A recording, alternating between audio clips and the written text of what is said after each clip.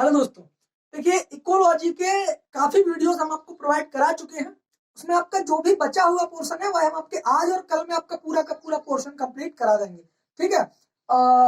Paper है आपका 16 तारीख को। 16 तारीख से पहले पहले हम आपका पूरा जो पिछले सेमेस्टर का पिछले ईयर का जो आपका पेपर था प्रीवियस ईयर का वह भी हम सॉल्व करा देंगे, और जितने भी आपके टॉपिक्स बचे हुए हैं वह भी हम आपके कंप्लीट करवा देंगे। ठीक है। तो आज का जो अपना टॉपिक है इकोलॉजी में वह है आपका प्लांट कम्युनिटीज, हिंदी में कहते हैं पादप समुदाय। देखिए समुदाय के बारे में हमने आपको बताया था कि समुदाय किसे कहते हैं, कम्युनिटी किसे कहते हैं, कि वह हो सकता है आपका जैसे जनसंख्या होती है, पशुगणना होती है, जनसंख्या होती है जिसमें जनसंख्या में सिर्फ जनों को रखा जाता है। ठीक है। पशु में सिर्फ पशुओं को रखा जाता है, लेकिन हम पशुओं और जानवरों, पशुओं और जनों और पक्षियों जब सभी के समूह को मिला देते हैं तो उसे हम समुदाय कह देते हैं। क्या कह देते हैं? उसे हम समुदाय कह देते हैं। इसी प्रकार बात है आपकी प्लांट समुदाय की, यानी कि प्लांट कम्युनिटीज के बारे की। तो प्लांट कम्युनिटी का मतलब हुआ कि प्लांट भी जो होते हैं वह कई प्रकार के होते हैं, इनकी कई स्पीसीज होती है। तो उनकी सभी स्पीसीज को जब हम एक ग्रुप में उगाते हैं कहीं पर, और उनकी पूरी जब स्पीसीज को एक पार्टिकुलर प्लेस पर देखते हैं तो उसे हम कह सकते हैं प्लांट कम्युनिटी। यानी कि इसकी परिभाषा के बारे में यदि हम थोड़ी सी बात करें तो प्लांट कम्युनिटी की परिभाषा का मतलब होता है पौधों के उस समूह को जो एक स्थान पर उगता है, जो एक स्थान पर उगता है और जिनका आपस में तथा अपने वातावरण के संबंध में किससे घनिष्ठ संबंध होता है, और जिनका आपस में तथा अपने वातावरण से घनिष्ठ संबंध होता है, एक पादप समुदाय कहलाता है। क्या कहलाता है? एक पादप समुदाय कहलाता है। ठीक है। समुदाय पारिस्थिति मतलब कम्युनिटी इकोलॉजी की यदि हम बात करें तो कम्युनिटी इकोलॉजी का मतलब होता है, क्या मतलब होता है थोड़ा समझ लेते हैं। एक क्षेत्र के अंतर्गत विभिन्न प्रकार की समष्टि के ग्रुपों के अध्ययन को समुदाय पारिस्थिति कहते हैं। क्या कहते हैं? समुदाय पारिस्थिति कहते हैं। अब देखिए पादप समुदाय जो होते हैं, पादप समुदाय के बारे में आप समझ गए कि पौधों के उस समूह को जो एक स्थान पर उगता है और वह जिनका आपस में तथा अपने वातावरण आपस में प्लस अपने वातावरण से घनिष्ठ संबंध होता है, उसे हम पादप समुदाय कहते हैं। क्या कहते हैं? उसे हम पादप समुदाय कहते हैं। ठीक है। उसके बाद देखिए जो आपकी प्लांट कम्युनिटीज होती हैं उसके कई कैरेक्टरिस्टिक्स होते हैं, तो उसके बारे में बात कर लेते हैं कि जो आपकी कम्युनिटी होती है उसके क्या कैरेक्टरिस्टिक्स होते हैं। प्लांट कम्युनिटी के कैरेक्टरिस्टिक्स यानी कि लक्षण, कैरेक्टरिस्टिक्स यानी कि लक्षण कह सकते हैं, क्या होते हैं। तो देखिए नंबर एक स्पीसीज विभिन्नता हो सकती है। क्या हो सकती है? नंबर एक आपकी स्पीसीज विभिन्नता हो सकती है। नंबर दो आपका वृद्धि रूप एवं संरचना, वृद्धि रूप एवं संरचना, वृद्धि रूप एवं संरचना। नंबर तीन आपका प्रभाविता, और नंबर चार आपका अनुक्रमण, क्या? अनुक्रमण। और नंबर पांच होता है आपका स्वयं आत्मनिर्भरता के लिए ट्रॉपिकल संरचना, स्वयं आत्मनिर्भरता के लिए ट्रॉपिकल संरचना। ये जो आपके कैरेक्टरिस्टिक्स दिए हुए हैं इनको आप नोट कर लेना। ये आपके 5 जो है कैरेक्टरिस्टिक्स हैं, किसके? प्लांट समुदाय के या किसी भी समुदाय के। ठीक है। उसमें जैसे आपका पहला आता है स्पीसीज विभिन्नता। इसका क्या मतलब हुआ कि कई प्रकार की स्पीसीज होती है प्लांट्स में, तो उनमें कई प्रकार के वेरिएशंस पाए जाते हैं, कई विभिन्नताएं पाई जाती है। दूसरा वृद्धि रूप एवं संरचना, सभी की अलग अलग होती है। प्रभाविता मतलब डोमिनेंसी, आपने पढ़ी होगी बॉटनी में या जेनेटिक्स में आपने पढ़ी होगी डोमिनेंसी। ठीक है। तो डोमिनेंसी का मतलब होता है जो प्रभाविता मतलब प्रभावित होते हैं। क्या होते हैं? जो मतलब प्रभावी पादप होते हैं। कुछ पादप ऐसे होते हैं जो प्रभावी होते हैं। प्रभावी का मतलब जो जल्दी ग्रो करते हैं वह प्रभावी हो गए, और जो जल्दी ग्रो नहीं करते हैं उसे हम रिसेसिव या फिर अप्रभावी पादप हिंदी में कह देते हैं। बात आती है अनुक्रमण की। ठीक है। इसे हम सक्सेशन बोल देते हैं। सक्सेशन क्या बोल देते हैं इंग्लिश में? जिसे हम सक्सेशन बोल देते हैं। स्वयं आत्मनिर्भरता के लिए ट्रॉपिकल संरचना। क्वेश्चन पूछा जा सकता है कि इनमें से कोई एक पादप समुदाय का लक्षण है, तो इनमें से कोई एक दे देगा और आपसे पूछ लेगा कि इनमें से कौन सा पादप समुदाय का लक्षण है। तो इनमें पांचों में आपको याद रखना है, जो आपके पांचों लक्षण दिए गए हैं इन पांचों लक्षणों को आपको याद रखना है, ठीक है। उसके बाद देखिए अगला है आपका पादप समुदाय के प्रकार। पादप समुदाय के प्रकार, पादप समुदाय के प्रकार के बारे में यदि हम बात करें तो यह मुख्यतः दो प्रकार के होते हैं।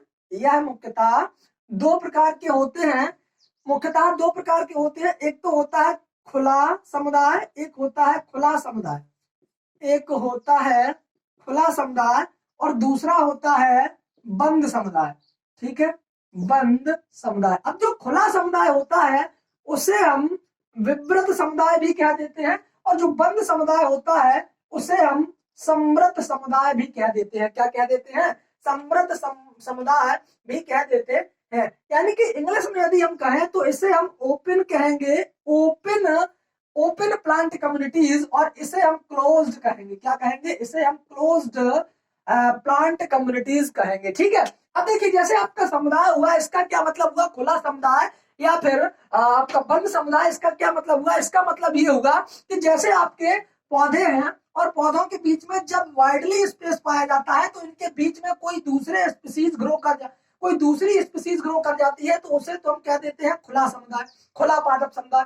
और जब ऐसी कंडीशन होती है कि इतने घने पादप होते हैं जहां पर कहीं जगह ही नहीं होती है किसी दूसरी स्पीसीज को उगने के लिए, तो वही पादप आपके बिना बंद समुदाय या क्लोज्ड प्लांट कम्युनिटी कहलाती है। यानी कि जब वाइडली स्पेस, एक पौधे से दूसरे पौधे के बीच में जब ज्यादा स्पेस नहीं होता है किसी दूसरे पौधे को उगने के लिए या किसी दूसरे पादप स्पीसीज को उगने के लिए, तो उसे हम बंद समुदाय कह देते हैं। और यदि हम खुले समुदाय की बात करें तो एक पौधे से दूसरे पौधे के बीच में ज्यादा वाइडली स्पेस होता है तो जो आपकी स्पीसीज होती हैं वह जो है आसानी से उग सकती है, इसलिए इसे खुला समुदाय कहते हैं। तो ये आपके दो प्रकार के होते हैं पादप समुदाय, तो आपके दो प्रकार के होते हैं। पहला होता है खुला समुदाय, दूसरा होता है बंद समुदाय। उसके बाद अगला है पौधों में पारस्परिक संबंध। अगला है आपका पौधों में पारस्परिक संबंध, इनका क्या होता है उनके बारे में देख लेते हैं कि पौधों में पारस्परिक संबंध, पौधों में पारस्परिक संबंध, पौधों में पारस्परिक संबंध। पौधों में पारस्परिक संबंध का मतलब होता है यानी कि म्यूचुअल रिलेशनशिप एमंग प्लांट्स, जिसमें आपका पहला आता है कि पहला तो पादप जो होते हैं वह सभी पादप प्रतियोगिता करते हैं। प्रतियोगिता का मतलब होता है कंपटीशन। जैसे हम सभी लोग कंपटीशन की तैयारी करते हैं, क्यों करते हैं? क्योंकि जब चीजें सीमित हो जाती हैं तो हमें उसके लिए कंपटीशन करना पड़ता है। बिकॉज जैसे हमारी वैकेंसी आई किसी में तो उसमें सीटें हैं आपकी 4000 या 2000 1000, लेकिन हमने उसमें फॉर्म देखे तो फॉर्म पड़ गए 1 लाख, ठीक है। तो इस प्रकार से हमें उसके लिए कंपटीशन की तैयारी करनी पड़ती है। बिकॉज जब हमें अच्छी पोस्ट पर पहुंचना होता है तो वहां के लिए हमें जो है थोड़ी सी तैयारी करनी पड़ती है।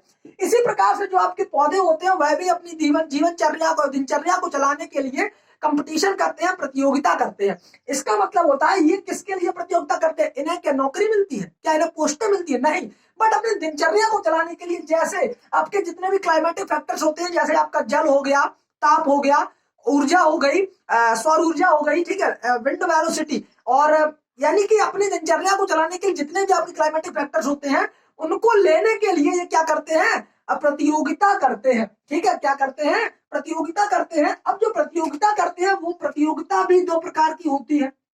वह प्रतियोगिता भी दो प्रकार की होती है। यदि एक प्लांट अपनी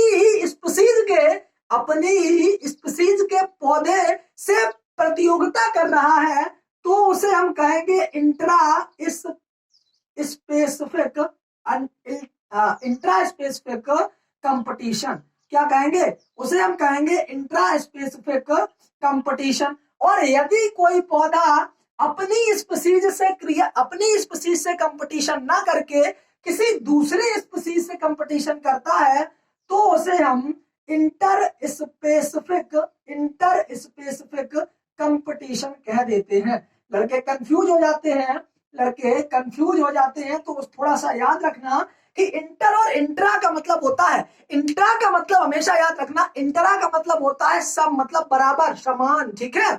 और आपका इंटर का मतलब होता है अलग अलग। तो जब अलग अलग स्पीसीज आपस में प्रतियोगिता करती हैं तो उसे हम इंट्रा स्पेसिफिक कंपटीशन कह देते हैं। और जब एक ही यानी कि सेम स्पीसीज के पौधे आपस में कंपटीशन करते हैं तो उसे हम क्या कह देते हैं, उसे हम इंट्रा स्पेसिफिक कंपटीशन कह देते हैं।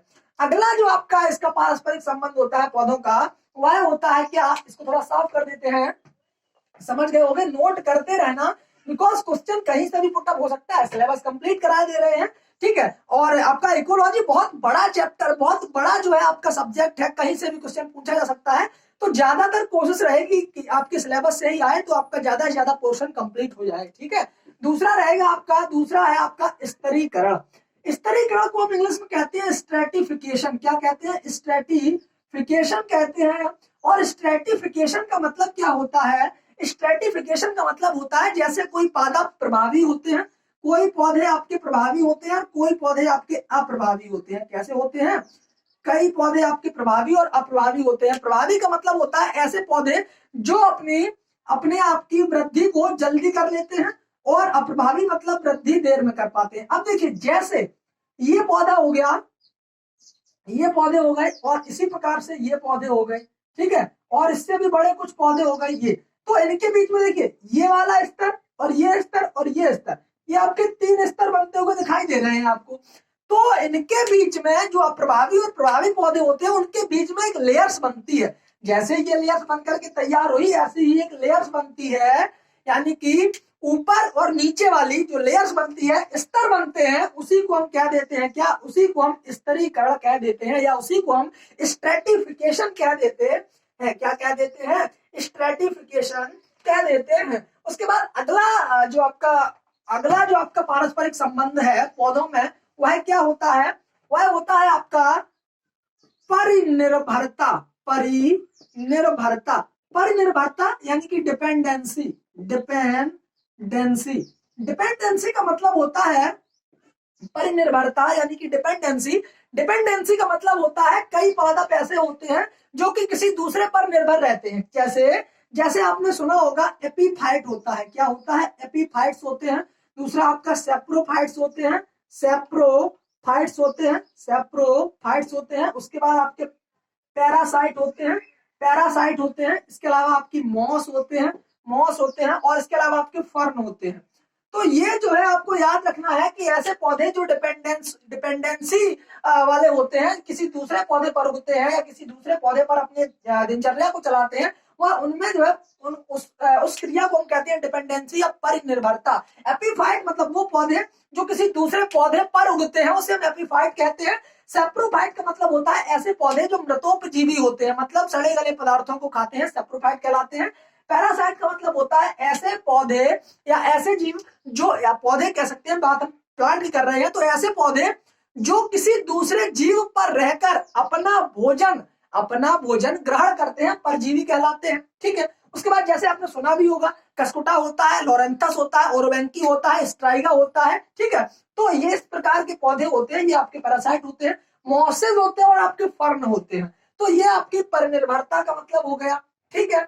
अब अगला है आपका, ये तो बात हो गई आपकी पौधों में पारस्परिक संबंध। अब जैसे आपसे पूछा जा सकता है क्वेश्चन कि पौधों में पारस्परिक संबंध निम्न में से कोई एक है, तो दे देगा कि स्तरीकरण, या फिर इसमें से कोई नहीं, या तीनों, बा, दोनों, या इसी प्रकार से जो भी क्वेश्चन बनेंगे इसी प्रकार से बनते हैं। क्वेश्चन आपके थ्योरी से ही बनते हैं, बट थोड़ा सा आप लोगों को चीजें समझ में नहीं आती है तो आप लोग कह देते हैं कि हमें एमसीक्यूज दीजिए, ठीक है। एक चीज बताइए, एमसीक्यू से क्वेश्चन ज्यादा बनेंगे या फिर आपके थ्योरी से? बिकॉज क्वेश्चन तो थ्योरी से ही बनते हैं। जब आपका पूरा टॉपिक कंप्लीट होगा तो क्वेश्चन बाहर से तो नहीं आएगा, लेकिन जब आप एक क्वेश्चन पढ़ेंगे तो सिर्फ आप वही एक क्वेश्चन ही पढ़कर रह जाएंगे। तो मेरा ज्यादा से ज्यादा मोटिव यही रहता है कि जितना भी आपको ज्ञान प्राप्त हो सके और पेपर देने में उतनी सहूलियत होगी। बिकॉज आधा अधूरा ज्ञान हम देते नहीं है। आपने हमारी जितनी भी वीडियोस देखी होंगी, ऊपर से लेके नीचे तक हम आपको पूरा निचोड़ दे देते हैं उसका, ठीक है। क्योंकि दोबारा पढ़ने की जरूरत ही ना पड़े किसी भी चीज को, उस प्रकार से पढ़ाई कीजिए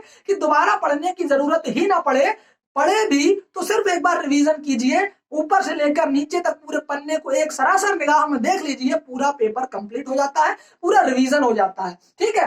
और बच्चे कई प्रकार की बातें भी करते हैं, जैसे कि सर हम भूल जाते हैं कैसे पढ़े। तो एक चीज हमेशा याद रखिए कि 6 दिन आपके होते हैं, उसी प्रकार से आप मंडे से शुक्रवार तक, या ठीक है, फ्राइडे तक आप पढ़िए, और सैटरडे को अपना दिन रखिए कि हम जितना भी हमने 5 दिनों में पढ़ा है, 4 दिनों में 5 दिनों में जितना पढ़ा है, सैटरडे को आप पूरा का पूरा रिवाइज कर लीजिए। उसके बाद अगले दिन भी रिवाइज कर लीजिए, कभी नहीं जाएगा। या किसी वैज्ञानिक तरीके से आप जैसे बता सकते हैं, वैज्ञानिक तरीका होता है 1 3 5 7 15 28। ठीक है।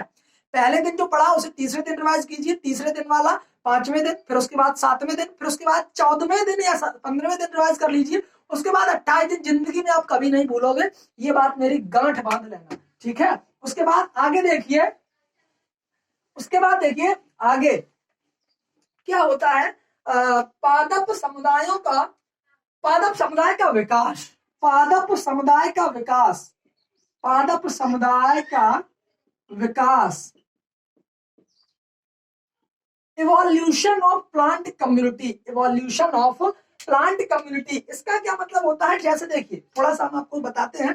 जैसे आपकी कोई भी भूमि बंजर पड़ी हुई है, लंबे समय से खाली पड़ी हुई है, ठीक है, तो जैसे आपकी भूमि लंबे समय से खाली पड़ी हुई है, तो हमने क्या किया, उस पर जो है उस पर पहले तो 1 वर्षीय खरपतवार या 1 वर्षीय प्लांट कम्युनिटीज हो जाएंगी। उसके बाद दूसरे वर्ष उसमें द्विवर्षीय वाले हो जाएंगे, तीसरे वर्ष उसमें जो होंगे वह बहुवर्षीय वाले हो जाएंगे। ठीक है। कुछ समय बाद वो नष्ट होते चले जाएंगे, और वही प्रक्रिया आपकी सतत चलती रहती है। और काफी समय बाद एक ऐसा समय आएगा जब जो है, जब क्या होगा, जब आपके सिर्फ और सिर्फ पूरी जमीन खाली पड़ी रहेगी, कोई भी पौधा वहां पर नहीं उगेगा, बिकॉज वह बंजर हो जाती है, उसमें कंकड़ पत्थर पहुंच जाते हैं। ठीक है। तो वह फिर जो है बिल्कुल स्ट्राइल हो जाती है। अब जैसे एक चीज यहां से क्वेश्चन पूछा जाता है कि किसी भी भूमि पर उगने वाला जो पहला पादप होता है, जो पहला प्लांट होता है, उसे हम क्या कहते हैं। जो किसी परती भूमि पर पहले उगने वाले पौधे होते हैं उसे हम कहते हैं पायनियर। क्या कह देते हैं, उसे हम पायनियर कह देते हैं, जिसे इंग्लिश में हम ऐसे इस प्रकार लिखते हैं, पायनियर कह देते हैं।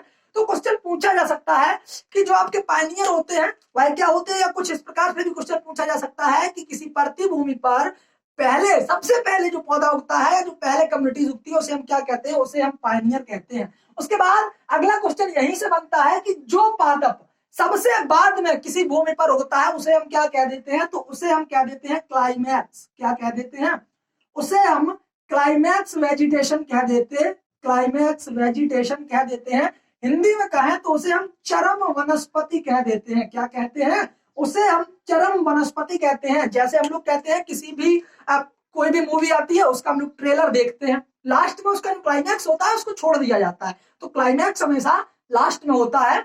इसीलिए जो लास्ट वाला है वह क्या होगा, क्लाइमैक्स होगा, और स्टार्टिंग वाला जो होता है उसे हम पायनियर कह देते हैं। तो यही जो है पादप समुदाय का विकास होता है। हमने सिर्फ उतनी चीजें आपको बता रहे हैं जो कि आपके परीक्षा के पॉइंट ऑफ व्यू से बहुत ही ज्यादा इंपॉर्टेंट है। ठीक है। उसके बाद अगला है पादप समुदायों का वर्गीकरण, पादप समुदायों का वर्गीकरण। तो जो वर्गीकरण होता है वह मुख्यतः 2 प्रकार से किया जाता है। जैसे पादप समुदायों का वर्गीकरण यदि हम करें तो क्लासिफिकेशन में नंबर 1 आता है आपका भौमिक, भौमिक, और दूसरा होता है आपका जलीय। भौमिक पादप, भौमिक पादप कम्युनिटीज, भौमिक पादप समुदाय, भौमिक पादप समुदाय, और जलीय पादप समुदाय। ठीक है। देखिए भौमिक पादप समुदाय को हम इंग्लिश में कहते हैं terrestrial, terrestrial plant communities, plant communities, और जलीय पादप को हम क्या देते हैं, एक्वाटिक, एक्वाटिक प्लांट कम्युनिटीज। क्या कह देते हैं, एक्वाटिक प्लांट कम्युनिटीज। और भौमिक पादप समुदाय को हम कह देते हैं टेरेस्ट्रियल प्लांट कम्युनिटीज। अब देखिए भौमिक पादप समुदाय जो होता है इसे कई भागों में विभाजित किया गया है, कई भागों में विभाजित किया गया है। जैसे जितने भी पादप समुदाय आपके भूमि पर उगते हैं, नाम से ही स्पष्ट है भौमिक, भौमिक का मतलब जितने भी पादप समुदाय आपके भूमि पर उगते हैं उन्हें हम भौमिक पादप समुदाय कह देते हैं। उन्हें हम क्या कह देते हैं, उन्हें हम भौमिक पादप समुदाय कह देते हैं। जैसे नंबर ए पर आता है आपका घास का मैदान। क्या आता है, नंबर एक पर आता है आपका घास का मैदान। क्या आता है? नंबर एक पर आपका घास का मैदान। उसी प्रकार घास का मैदान दूसरा आता है रेगिस्तान समुदाय। रेगिस्तान समुदाय, रेगिस्तान समुदाय। और तीसरा आता है आपका टुंड्रा समुदाय, टुंड्रा समुदाय, टुंड्रा समुदाय। और नंबर 4 पर आता है आपका वन समुदाय। नंबर 4 पर क्या आता है आपका? नंबर 4 पर आता है वन समुदाय। अब देखिए एक एक करके समझ लेते हैं। घास का मैदान, घास का मैदान का मतलब होता है ऐसे मैदान जो आपके घास, सिर्फ आपके घास के ही मैदान होते हैं। उस घास के मैदान में एक दो पेड़ आपके वृक्ष हो सकते हैं, बल्कि नहीं भी हो सकते हैं। ठीक है, जरूरी नहीं है कि हो, और यह भी जरूरी नहीं है कि ना भी हो। एक दो हो सकते हैं, लेकिन घास जो होती है, ग्रासेस की मात्रा वहां पर ज्यादा होती है, ग्रासेस की मात्रा ज्यादा होती है। ये घास के मैदान हो सकता है आपसे पूछ लिया जाए कहाँ पाए जाते हैं, तो ये घास के मैदान नीलगिरी पर्वत पर बहुतायत में पाए जाते हैं, या ज्यादा मात्रा में पाए जाते हैं। नीलगिरी पर्वत पर पाए जाते हैं। और संसार के अन्य देशों जैसे अमेरिका है, कनाडा है, अफ्रीका है, अर्जेंटीना है, जैसे अन्य देशों में कहां पर? Africa, Canada, Argentina. Argentina question यहीं से बनते हैं सबसे ज्यादा। इनमें से पूछ लिया जाएगा आपसे कि घास का मैदान सबसे ज्यादा कहां पर पाए जाते हैं। घास का मैदान कहां पर पाया जाता है भारत में? तो नीलगिरी पर्वत पर। अफ्रीका, कनाडा, अर्जेंटीना और भारतवर्ष में घास का मैदान बहुतायत से पाए जाते हैं। ठीक है, उसके बाद बात करते हैं दूसरे की, जो आपका रेगिस्तान पादप समुदाय है। रेगिस्तान पादप समुदाय का मतलब होता है ऐसे प्लांट जो कहां पर होते हैं? जहां पर वर्षा कम होती है, जो झाड़ी नुमा होते हैं, जहां पर वर्षा कम होती है, जिनकी पत्तियां कांटों में बदल जाती हैं, और वाष्पोत्सर्जन की दर इन पौधों में बहुत ही कम होती है, यानी कि ट्रांसपिरेशन की दर इनमें बहुत ही कम होती है। तो रेगिस्तान समुदाय की यदि हम बात करें, तो रेगिस्तान समुदाय में कौन कौन से पादप होते हैं? जैसे आपका एगेन है, यूफोर्बिया है, और कैक्टस है। एगेन, इनके नाम याद रख लेना। Again, euphorbia, euphorbia, euphorbia, cactus. Cactus को हिंदी में हम लोग क्या बोलते हैं? नागफनी। और इसके अलावा कैक्टस के अलावा आपका बबूल होता है। क्या होता है? बबूल होता है। तो एगेन, यूफोर्बिया, कैक्टस और बबूल, जिनमें छोटी छोटी पत्ती पाई जाती हैं, वही आपके रेगिस्तान समुदाय में उगने वाले पादप होते हैं। और झाड़ियां ज्यादा उगती हैं इनमें, जो है आपकी झाड़ियां जो होती हैं वह ज्यादा उगती हैं। जो झाड़ियां होती हैं वह ज्यादा उगती हैं। अगला आता है आपका टुंड्रा समुदाय। टुंड्रा समुदाय का मतलब होता है ये पादप समुदाय वहां होते हैं जहां वर्ष के अधिकतर दिनों में बर्फ गिरती है। क्या गिरती है? बर्फ गिरती है, वहां पर उगते हैं। कहां पर उगते हैं? जहां पर बर्फ गिरती है। क्या गिरती है? बर्फ गिरती है, वहां पर ये टुंड्रा समुदाय के जो वन होते हैं, टुंड्रा समुदाय जो होता है वहीं पर उगते हैं जहां पर बर्फ गिरती है। तो जब बर्फ गिरती है, तापमान शून्य के आसपास रहता है, तो यहाँ पर कैसे पौधे पाए जाएंगे? यहाँ पर जो है आपकी कठोर झाड़ियां पाई जाती हैं। क्या पाई जाती हैं? यहाँ पर कठोर झाड़ियां पाई जाती हैं। शीत अवरोधी घासें तथा लाइकेन्स पाए जाते हैं। शीत अवरोधी, शीत अवरोधी घासें, शीत अवरोधी घासें और आपके लाइकेन्स पाए जाते हैं। मतलब इसका क्या हुआ? शीत अवरोधी घासें मतलब ऐसी घास है जिन्हें बर्फ के गिरने पर कोई भी नुकसान नहीं होता है। ठीक है, वही आपकी शीत अवरोधी घासें होती हैं। तो इनका मतलब ये हुआ कि अब ये कहां पर पाए जाते हैं? समुद्र में अधिकतर समुदाय अधिकतर साइबेरिया, उत्तरी अमेरिका, कनाडा तथा उत्तरी यूरोप में पाए जाते हैं। कहां पर पाए जाते हैं? एक तो आपका साइबेरिया, उत्तरी अमेरिका, उत्तरी अमेरिका और आपका यूरोप में टुंड्रा समुदाय के टुंड्रा समुदाय पादप का पाया जाता है। उसके बाद वन समुदाय की यदि हम बात करें, तो वन समुदाय को पुनः हमने 3 भागों में विभाजित कर लिया। कितने भागों में? 3 भागों में वन समुदाय को हमने पुनः विभाजित कर लिया। 3 भागों में हमने इन्हें पुनः समुदाय, जैसे आपका नंबर 1 पर है पतझड़ वन। कौन सा वन? पतझड़ वन। दूसरा है आपका शंकुधारी वन, दूसरा है आपका शंकुधारी वन, और तीसरा है आपका मानसून वन। कौन सा वन? Monsoon one. जैसे पतझड़ वन का मतलब हुआ कि ऐसे वन जिनकी पत्तियां साल में एक बार गिर जाती हैं। इंग्लिश में जिसे हम कहते हैं डेसिडुअस फॉरेस्ट। क्या बोलते हैं? डेसिडुअस फॉरेस्ट बोल देते हैं। यानी कि इनकी पत्तियां साल में एक बार झड़ जाती हैं। पूरी पत्तियां, पौधे अपनी पूरी पत्तियां साल में एक बार गिरा देते हैं। तो ये पौधे झाड़ देते हैं। ऐसे वनों में पेड़ कौन कौन से होते हैं? ऐसे वन में आपका टीक होता है, साल होता है और शीशम होता है। टीक, टिक्टोना ग्रैंडेस, शीशम होता है, ठीक है, साल होता है, सोरिया रोबस्टा, ठीक है। तो ये आपके पतझड़ वन होते हैं। इनमें रहने वाले जो जानवर होते हैं वह गिलहरी, रीछ आदि। इनमें कौन रहता है? इनमें आपके गिलहरी, रीछ और जानवर रहते हैं। गिलहरी, रीछ और जानवर रहते हैं, ठीक है। इसके अलावा ये कहां पर पाए जाते हैं? तो भारत में, अमेरिका में, अफ्रीका तथा यूरोप में। भारत, अमेरिका, अफ्रीका तथा यूरोप में पाए जाते हैं। कहां पर पाए जाते हैं? भारत में, अमेरिका में, अफ्रीका में तथा यूरोप में पाए जाते हैं, ठीक है। उसके बाद शंकुधारी वन। शंकुधारी वन का मतलब क्या होता है? ऐसे वन शंकु के समान होते हैं, जिनमें पादप जो होते हैं वह शंकु के समान होते हैं। जैसे इस प्रकार का पौधा होता है। इनमें कौन कौन से वन आते, इसमें कौन कौन से पौधे आते हैं? जैसे आपका देवदार का पौधा हो गया, फर का पौधा हो गया, फर, देवदार होता है, फर होता है। इसके अलावा चीड़ होता है और स्प्रूस होता है। चीड़ होता है और इसके अलावा स्प्रूस होता है। क्या होता है? इसके अलावा आपका स्प्रूस होता है।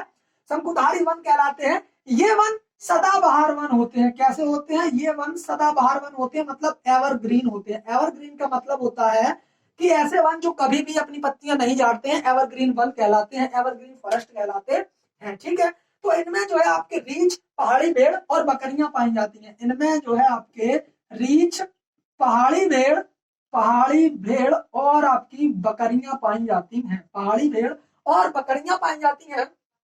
इस प्रकार के वन शिवालिक पर्वत और हिमालय पर्वतों में बहुतायत से पाए जाते हैं। शिवालिक पर्वत और आपके हिमालय पर्वत पर शंकुधारी वन बहुतायत से पाए जाते हैं। कैसे पाए जाते हैं? बहुतायत से पाए जाते हैं। उसके बाद बात कर लेते हैं मानसून वन के बारे में।